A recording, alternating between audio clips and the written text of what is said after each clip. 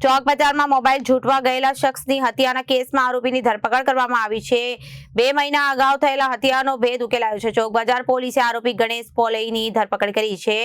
October મહિનામાં બિનવારસી હાલતમાં યુવકની લાશ મળી આવી હતી અને પીએમ રિપોર્ટમાં યુવકની હત્યા થયાનું બહાર આવ્યું હતું। ચોક બજારમાં મોબાઈલ ઝૂંટવા ગયેલા શખ્સની હત્યાના કેસમાં આરોપીની ધરપકડ કરવામાં આવી છે। 2 મહિના પહેલા અગાઉ થયેલા હત્યાનો ભેદ ઉકેલાયો છે। ચોક બજાર પોલીસે આરોપી ગણેશ પોલઈની ધરપકડ કરી। ઓક્ટોબર મહિનામાં બિનવારસી હાલતમાં યુવકની લાશ મળી આવી હતી। પીએમ રિપોર્ટમાં યુવકની હત્યા થયા હોવાનું બહાર આવ્યું હતું। ચોક બજાર પોલીસે હત્યાનો ગુનો નોંધી તપાસ હાથ ધરી હતી।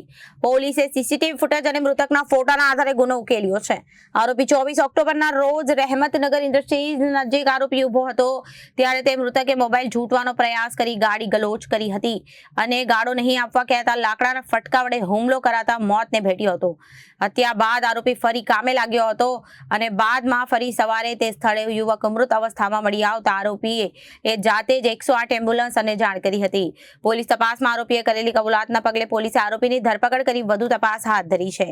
Reporter Arvind Rathod, Janadesh news, Surat.